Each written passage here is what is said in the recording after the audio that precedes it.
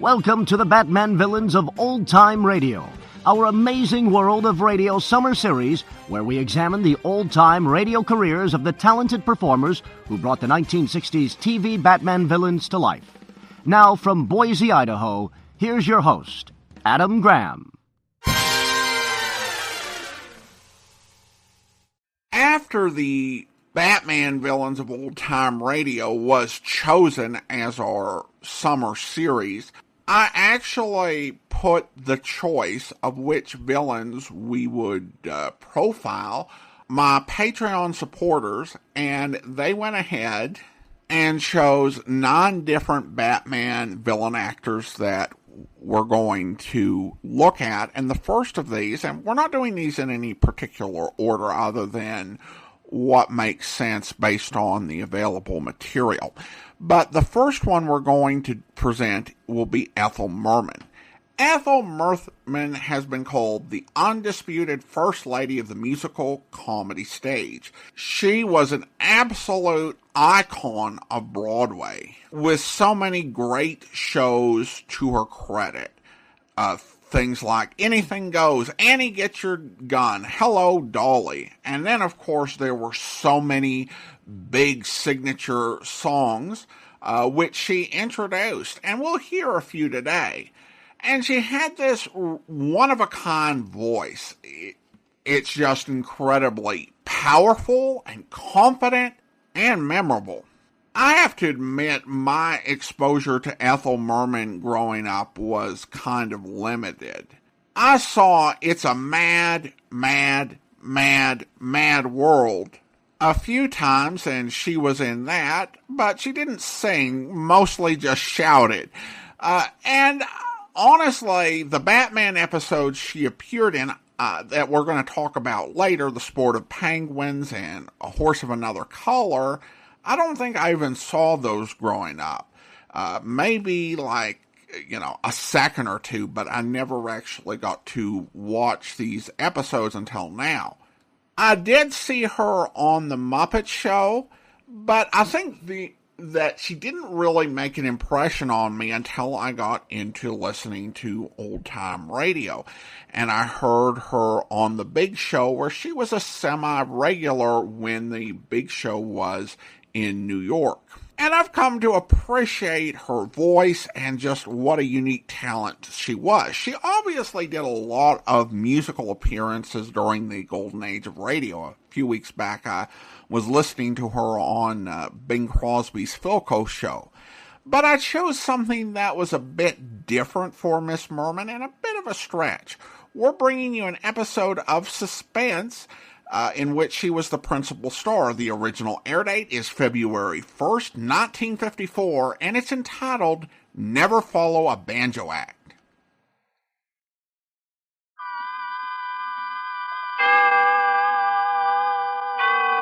Autolite and its 98,000 dealers bring you Miss Ethel Merman in tonight's presentation of Suspense.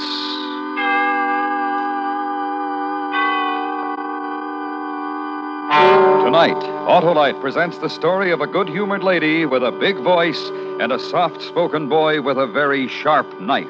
The story is called Never Follow a Banjo Act. Our star, the queen of musical comedy, Miss Ethel Merman.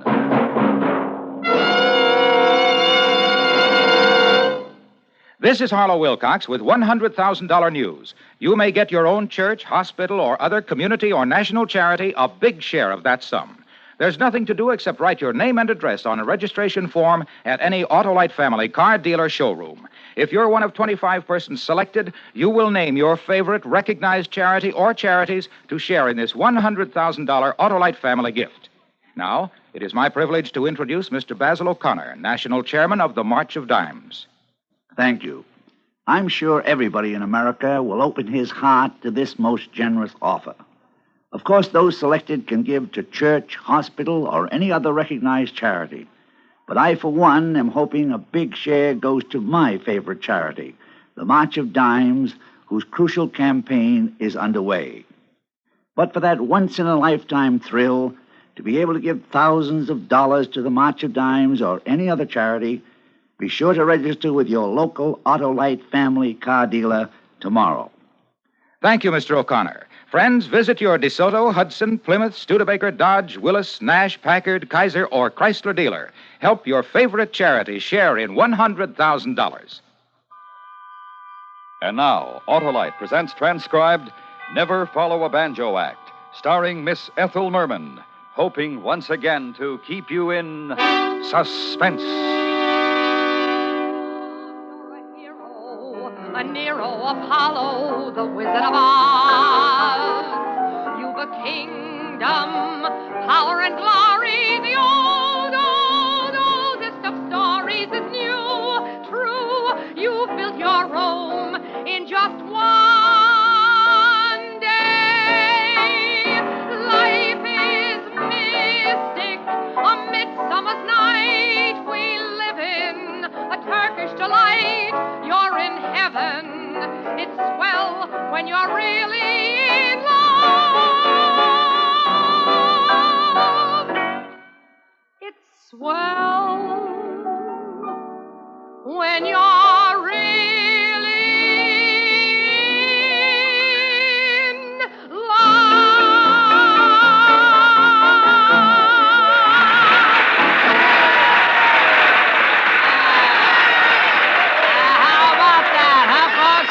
Great.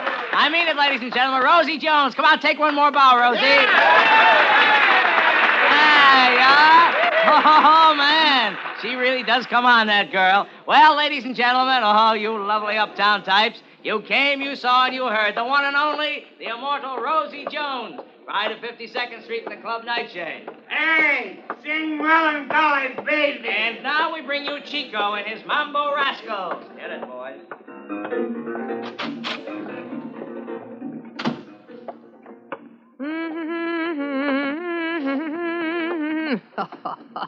Sing Melancholy Baby.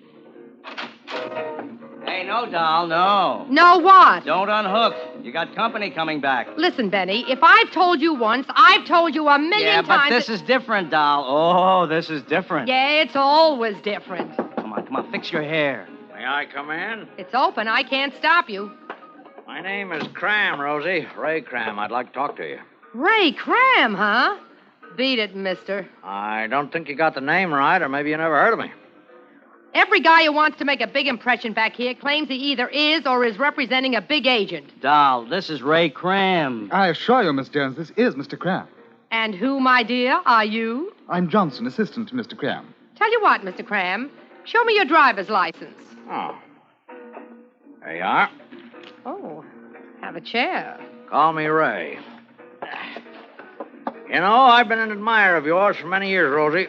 Many, many years. You can skip the many years stuff. I guess we all know how long I've been around. Sorry, Rosie. Well, for some time, I've been casting about in my mind, speculating as to how your mature talents could best be utilized. Benny. Listen to Mr. Cram, doll. Benny, if this is a rib, so help me, I'll kill you. Go on, Mr. Cram. Well, last night it came to me. I know. You want me to replace Marilyn Monroe. Rosie, you're a sensitive, insecure girl because somehow these last few years have passed you by. But I want you to shut up and listen. All right. But so help me, if this is a rib... Shut up. You know I'm representing Terry Dane. And you know who he is, and you know what I got. Right? And no cracks. Right? Right. The hottest thing since Frankie was first discovered. That's it. We've had new ones and new ones. They come, they go. But this Terry Dane's $1 million a year gross. With tousled hair. Face you'd like to put in your lap and hug and kiss. And a voice like, well, the answer to a maiden's prayer. Personally, I go for men. But what's the pitch? She goes for men. Great little kidder, huh? Listen, Rosie, ask me what's the pitch, I'll tell you. We're opening Terry at the new Cactus Retreat in Vegas 2 weeks from Saturday. He gets 25 G's a week. I read it in Billboard. Big deal. We need somebody to work with him, Rosie. Somebody who's got the experience and the talent and a voice you could lay bricks on. Somebody who can really go along with him. It is a rib. Will you shut up? So may my mother be struck dead if I should say one word that isn't the truth and sincere from the heart. Go on. Benny's paying you $275, Rosie. I want to buy you a contract from him. I'll give you an even grand, legitimate expenses plus transportation. You like? To work with Terry Dane. 4 weeks guaranteed, maybe a bonus. Who knows? Benny? I seen the contract, Rosie. And, you? I assure you, Miss Jones. I give you 10 seconds to give me a firm answer. Say yes, we finalize it here now. You don't mind if I seem a bit in the dark. That's 9 seconds. What happened to that big My Darling Died campaign your office was spreading? When you had him singing, I'll Never Smile Again and so forth over the cute little girl who was killed in that accident. Constance Green. Boy got over it. So why don't you get him another young thing, like she was? Never follow a banjo act with a banjo act, Rosie. Old show business motto. Gee, she was cute. And that accident, what was it? She fell through a shower door or something. Bled to death. 5 seconds. 4, 3, 2. I'll take it. That's my girl, Rosie. Now, while you're signing these, gentlemen, if you'll just leave us alone for a minute. Sure thing, Mr. Crane. Now, the pen just, yeah, that's it. Standard form, no riders? No riders, Rosie. But there's one thing I want to make clear right from the outset, so there's no misunderstandings later. Why, Mr. Cram. No, serious, dear. About Terry. Keep away from him. Okay. I mean away, dear. He's a moody kid, terribly shy. Remember what I said before about liking men? Yeah, and that's what I call being mature. He's just a boy. You got no interest, you'll develop none, you'll keep clear, clean, and away. Is that right? Right. Oh, I'll make it look good on stage, Ray, but after hours... after hours, I'm going hunting for one of those Nevada cowpokes. Terry Dane. Me and Terry Dane.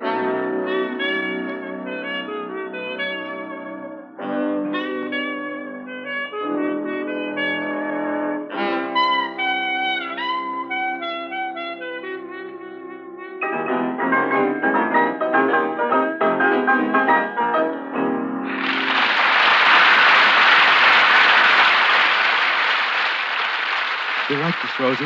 It was a good arrangement, Terry. Go on. They're cueing your solo. Who cares about solos? I like duets. I like doing it with you, honey. What a passionate one you are. So get on with you and passionize that mob, Terry. They're calling for an encore, sugar. An encore of you, my boy, of you. They like you, love you. Every last dame in the place. So get out there. Yes. They love me. It's true. Every last one of them out there. Everybody seems to. I don't intend to try to explain it. It's just a thing that happens to women when I sing. That's right. That's right. Now sing for them. That's the boy. But somehow it just doesn't seem to happen to you, Rosie. Now, why would that be? Why would that be?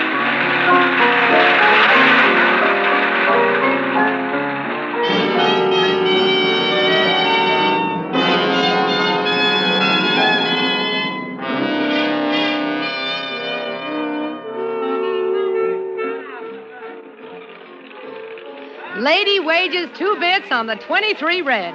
Rosie? Hello, Ray. Get me a 2-bit plunger. After your turn in the last show, Yeah? Terry was whispering to you. What about? Oh, he wants me to join his fan club. Something I don't know. And what else? Nothing else. You sure? Hey, look, what is this anyway? Nothing there. Keep up the good work. And keep on keeping away from Terry. That's right, dear. A pleasure. Bye now. Toodaloo.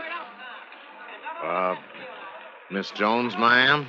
Why, hello, Texas. Oh, my name ain't Texas, ma'am. It's Earl. Earl White. Earl. But that's such a short name for such a long man. I just wanted to tell you how much I liked your singing, Miss Jones. Really? Oh, you're not just saying that.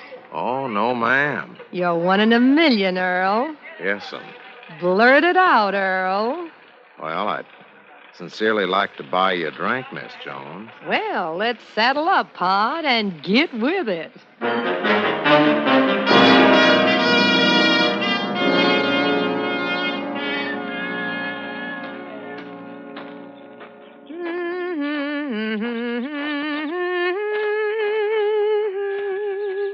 You know, it's a right smart stretch since I've seen the sunrise, Earl.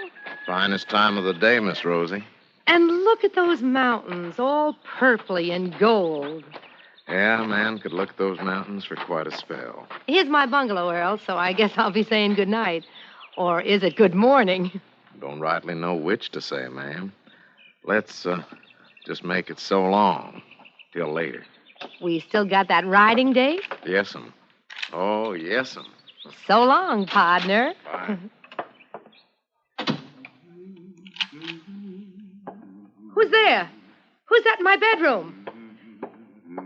Hey, Dream Boy. What do you think you're doing in my bungalow? Dream Boy, Terry. Oh, come on, Terry. Time to go home to your Betty Bye. Gotta look good tonight, Pally. Yes, indeedy. So come on. Stand up and... Hey, you're gonna cut yourself playing with that butcher knife. Put it away. You're like Connie. Connie? You're like Connie. And like that other one when I was little. Connie? Oh, you mean Constance Green, that little girl who used to sing with you? The one who died? Connie was like you. Oh, we're not in the least. Connie didn't like me. Yeah, don't snap that so close to me. Don't. Connie didn't like me. You don't like me. Everybody likes you, Terry. You don't. Yes, I do. I do. Why? Because when you sing, it does something to me way inside. Does it? Yeah, it makes a lump in my throat, and I just want to swoon. You don't mean it. I do. I've never heard anything like you, Terry, and your hair. Oh, I love your hair. I just wanted to tousle it. Do that. Do what? What you said. Huh? Well, don't you remember? Oh, that knife. It's making me nervous. You don't like me, or you do what I said. Put down the knife and I will. All right. Like this? Yes. Do you like to do that? Oh, yes. I love to tousle your hair, Terry. You do? Yes, you do, don't you? I can tell. Yes, Terry. I'll bet you'd like to kiss my eyes now, Connie. Oh, yes. Tousle your hair and kiss your eyes. Yes. But I won't let you. It's time I went back to my bungalow. Oh, all right, honey, if you insist. When I saw you lying there, all in blood, I knew you finally loved me, and it was right. And it was right. Yes. Well, I'll see you tonight, darling. It's mean making you wait. Yes.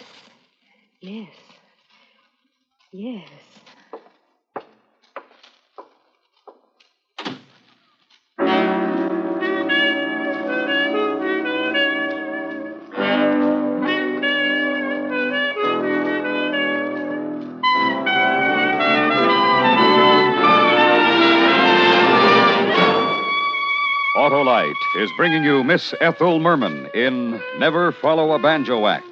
Tonight's presentation in radio's outstanding theater of thrills, Suspense.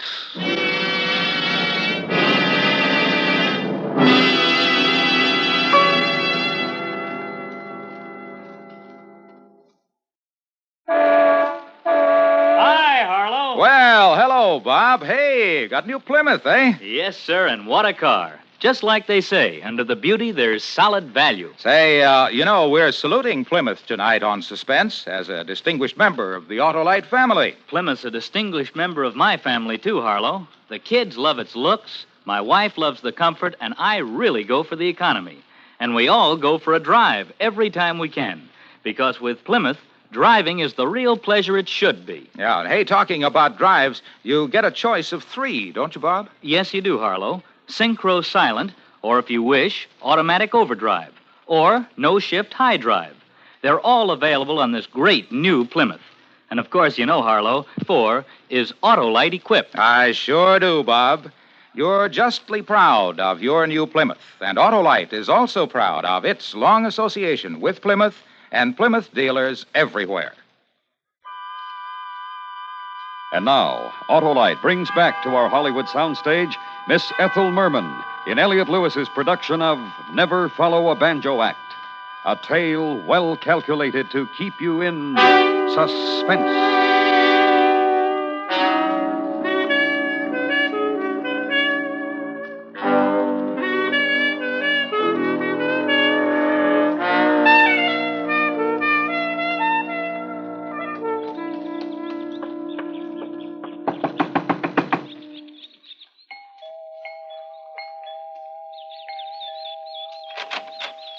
Oh, good morning, Miss Jones. Well, let me in. How's that? It's me, Ray. Come out here. I've got to see you. Well, what are you doing up this time of day, dear? What's the problem, Rosie? It's your boy, your client, your tousle-headed $1 million gross.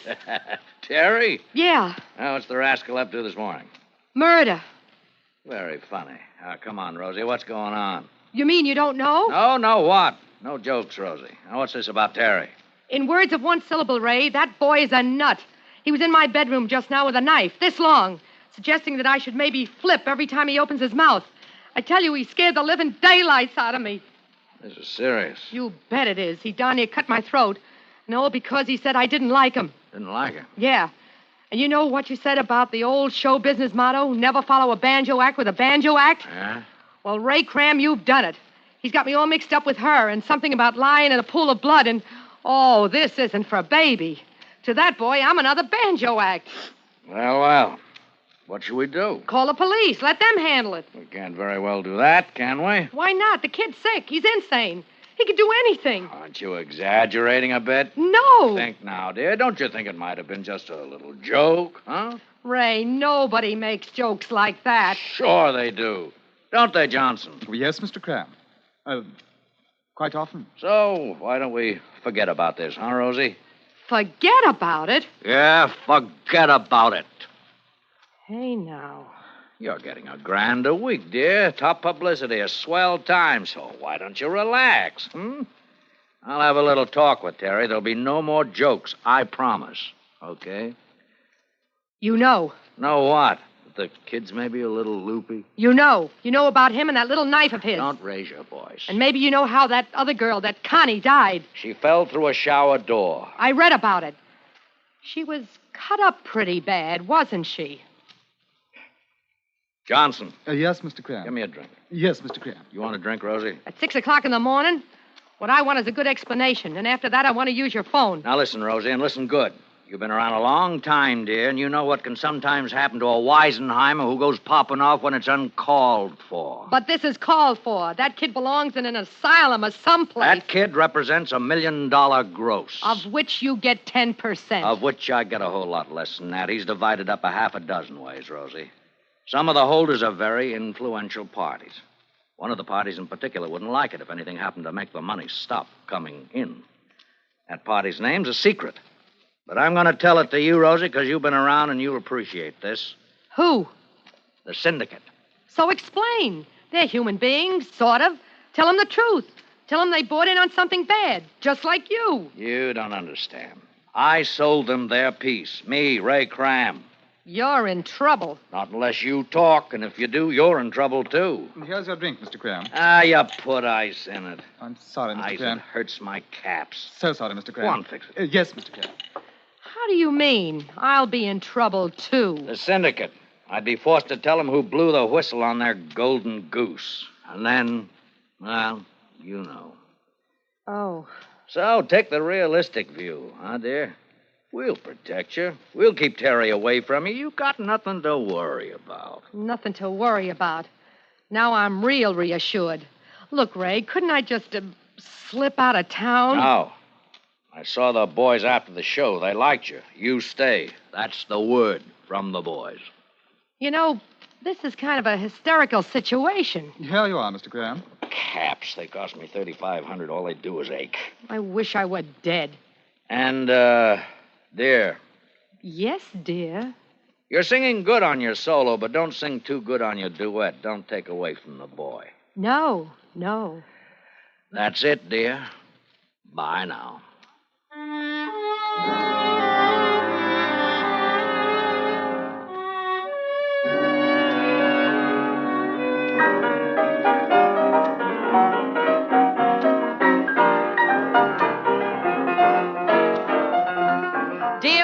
smiled at me, I heard a melody.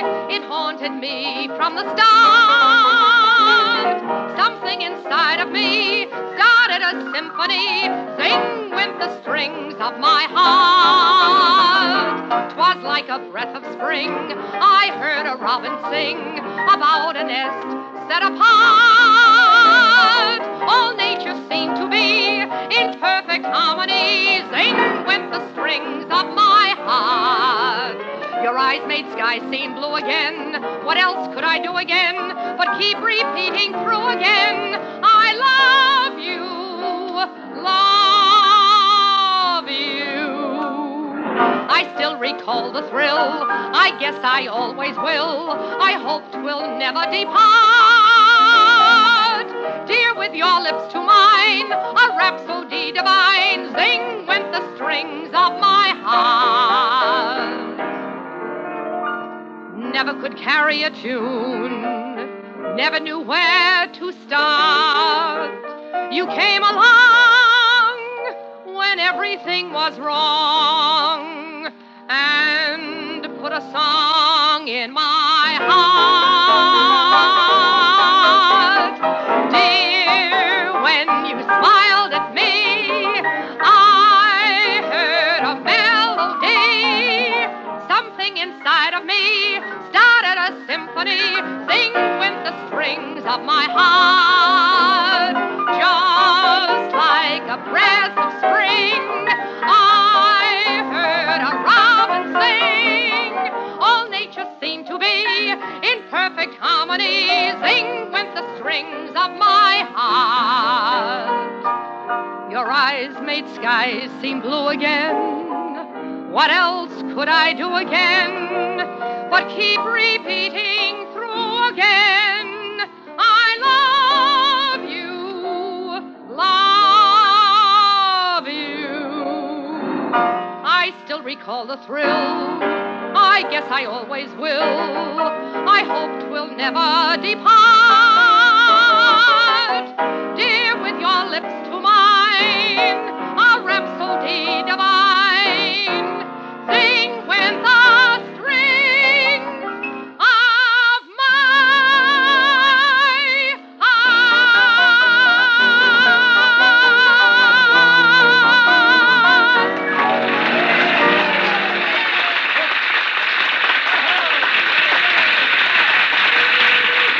Thank you. And now the moment you've all been waiting for. Ladies and gentlemen, Terry Dane.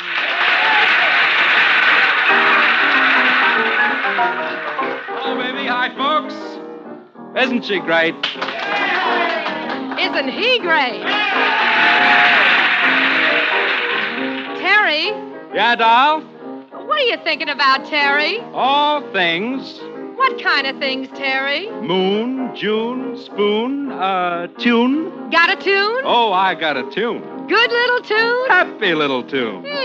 I like a happy little tune. Is there a boy in it? No, just a girl. What kind of a girl? A very quiet girl. And she was right. Right and dead and red as red can be. Oh, what are you going to sing, Terry? She was red. It was all red. Get hold of yourself. Why are they whispering? Sing. Don't they like me? Sing. I'll make them like me. Make you like me, Connie. And now that we've done our little crazy bit, folks, we're going to carry on in the... Never smile again. Look out! He's got a knife! Hey, watch out! You can't close me out! Not out of your hearts! Connie, close me out! Hold him! Hold him! Rosie, get out there, sing something. Oh, I'm dead. I'm ruined. Yeah, I got his arm. Keep hold of him. There's no business like show business, like no business I know. Yes, sir, but it's all right, folks. Just one of those little things. And so, let's go on with the show.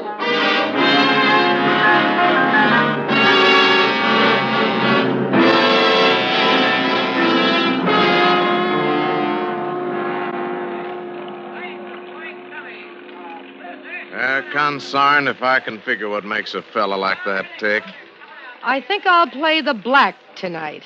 He went just plumb loco, didn't he? Took 6 men to get him into that there special airplane. I swan, flying a man to the bug house. Too many banjos. That's all, partner. Too many banjos. I beg your pardon, ma'am, but I don't rightly follow you. Let it pass, handsome. Let it pass.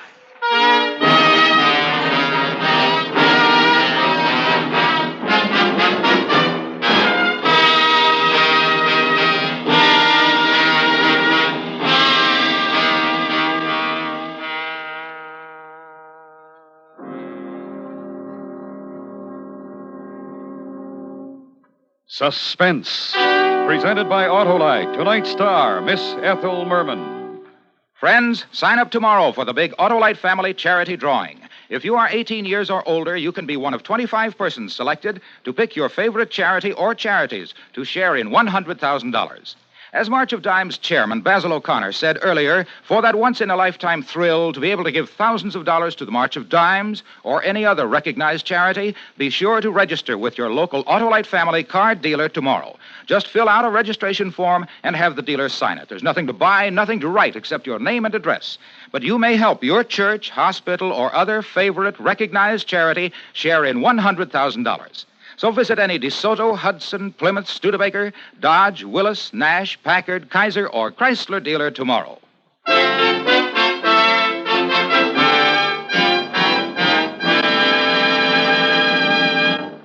Next week, a true story.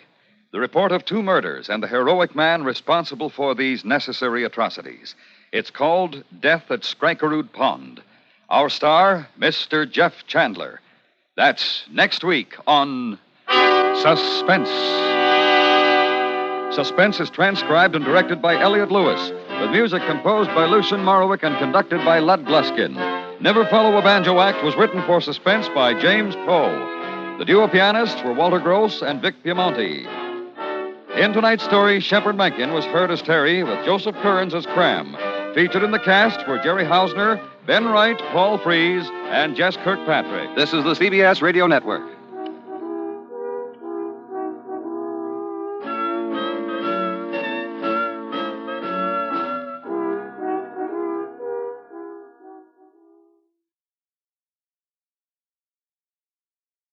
Welcome back. Having such a notable musical comedy actor appear in Suspense is an idea that really appealed to Elliott Lewis, the director of the series at this point.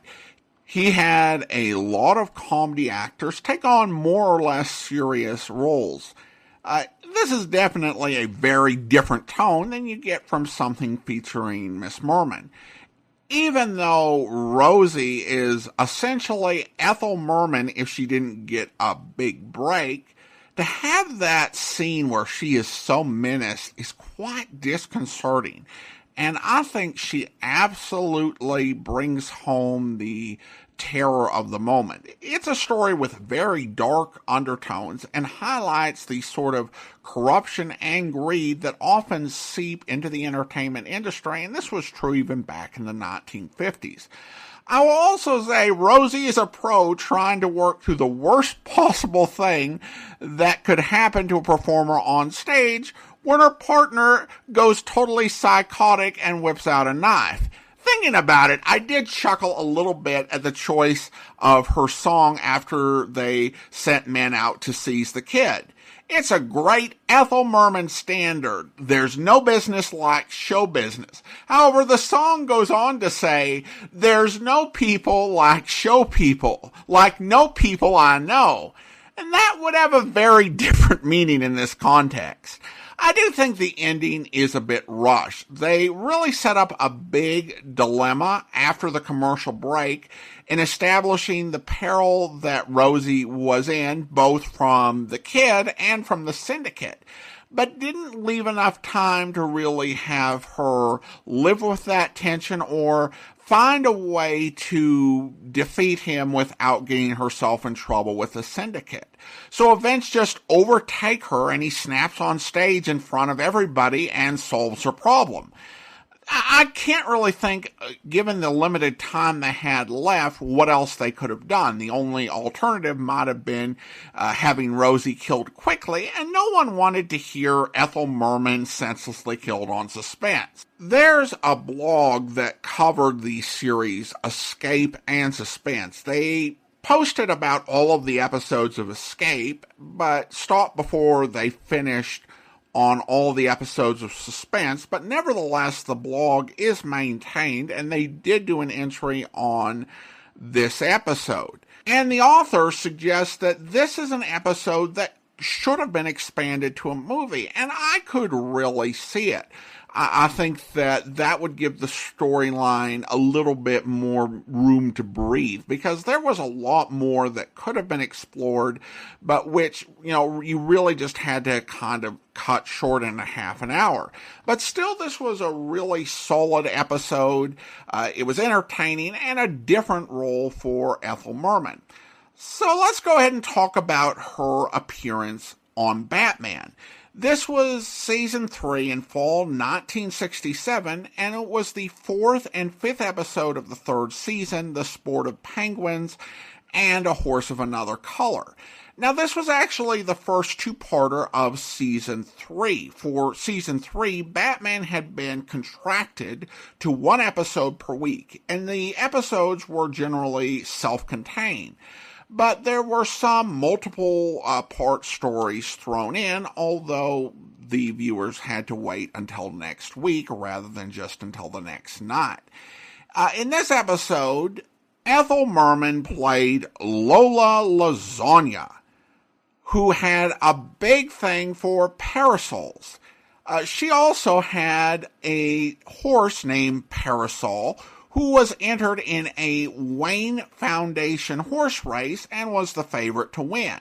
However, while she's getting some pictures taken, the Penguin, again played by Burgess Meredith, swipes the parasol and then tries to steal a priceless folio of parasols from the Gotham Library for reasons, but is thwarted by Barbara Gordon, although he leaves behind a bomb in the umbrella stand for Batman to defuse.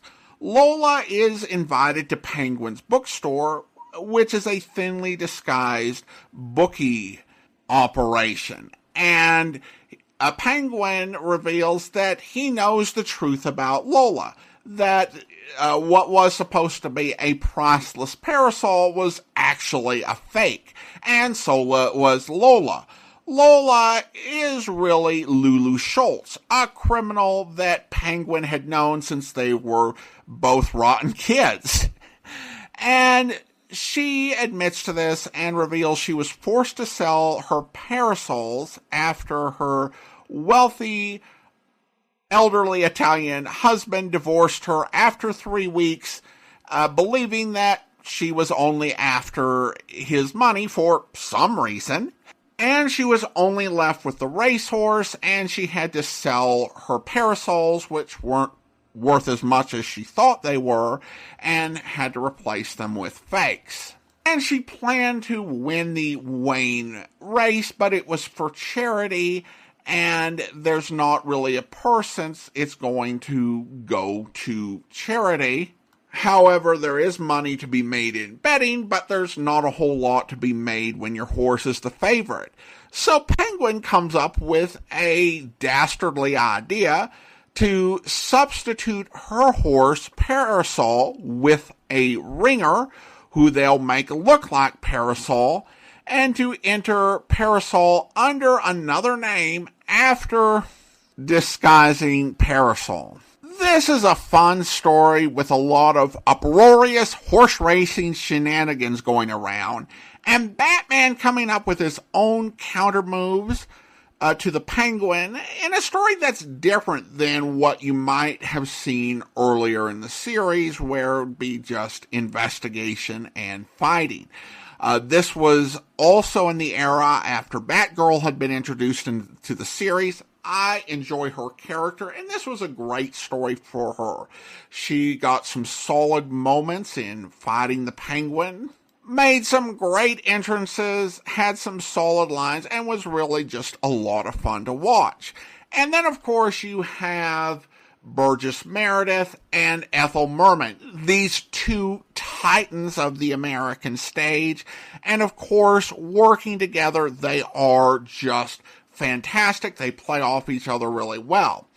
Now, unlike in the first two seasons, the cliffhanger didn't involve any physical peril.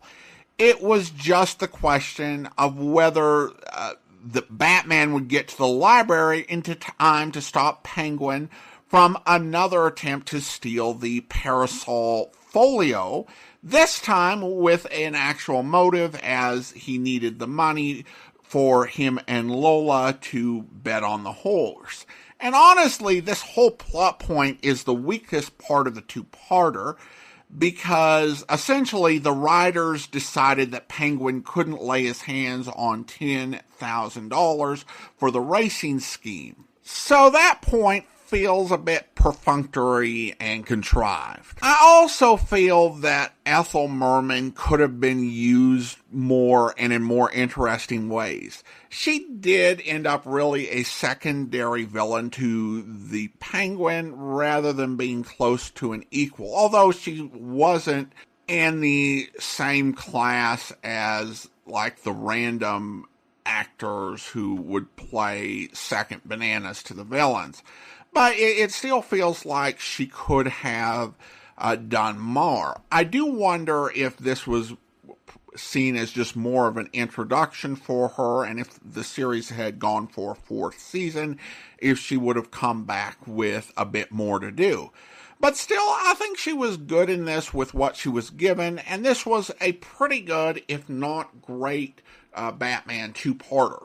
And again, you can check that out either on DVD or by purchasing the episode, and I will have links in the show notes for those. Now, I do want to go ahead and thank our Patreon supporters of the day, and I want to thank Jim and Rachel, Patreon supporters since March of 2016, currently supporting the podcast at the Seamus level of $4 or more per month. Thank you so much for your support.